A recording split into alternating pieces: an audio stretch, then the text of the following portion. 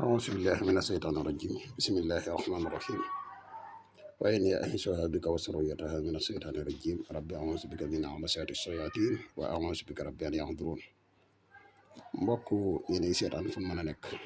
dikkati leen ak yéen ci secret yu am solo yi ñu leen indil tey ñu fas yéene indil benn nopp ci wenn turu yàlla muy nopp gu gàtt waaye gu bari njariñ lool te efficace di leen xamal ne bépp nopp goo xam ne gun joxe la fii te joxe ci ndigal mu jar bu saxeex la am luñ jar bu la ba wér ñu doog di ko joxe bala ñuy gën a sori ñu ngi wax ne yéen ñi nga xam ne da ngeen di soog a ñëw di topp seen bi su ngeen abonné ku ngeen abonné tey partage vidéo yi ñu bëgg def lu seet wala li sixaar dañuy def seet à distance dañuy def tamit li sixaar à distance képp ku ko bëgg rek foo mën di nekk ci àdduna bi boo ñu contacté ci benn ci ñaari numéro yi incha allah rabbi dina la defal seet bu wér a wér ñi nga xam ne dañuy yittewoo garab yi kàttan yi muy garab yi mos xam yi di leen fàttali ne amaat na ku ci yittewoo rek man nga ñëw contacter ci 77 684 28 28 ñaari numéro yëpp ay numéro yi whatsapp lañ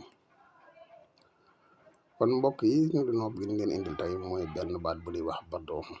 boo ko xaddadee mi ngi nekk 20 toll ak wadduudu di benn baat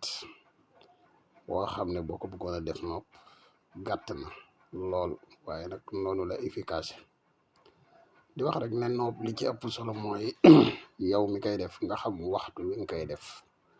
ak fi nga koy def mooy li ci ëpp solo ñaar yi boo ko xamee pour nga def ko mu jàpp yomb la waaye da ngay gis kenn nit yor lu toll ko fukki nopp yëpp nekk yu wér waaye problème ba mi am mooy bu man di def du gis dara la ko waral nag mooy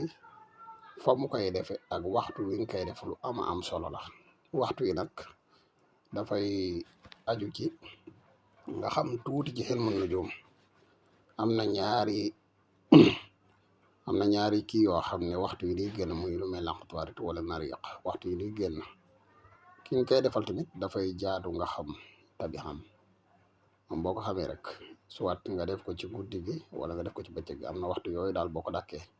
néew na nga def ci nopp te jàpput bii nag boo ko bëggee def ba doxo ngay bindi nii nga ko gisee nii rek nga yaatal waaw gi jël sa tur def ci kaw moom maanaam turu ki ngay noob kii nooblu turu ki muy noob nga def ko ci suuf ak xadadu nafsi nga def ko ci soo paree nga jël téere bi jël ñetti bum bu xonq bum bu weex ak bum bu ñuul nga lëmas ko ci da ngay jël bum bu weex bi lëmas ko ci ba mu jeex nga jël bu xonq bi teg ci bu ñuul bi nga teg ci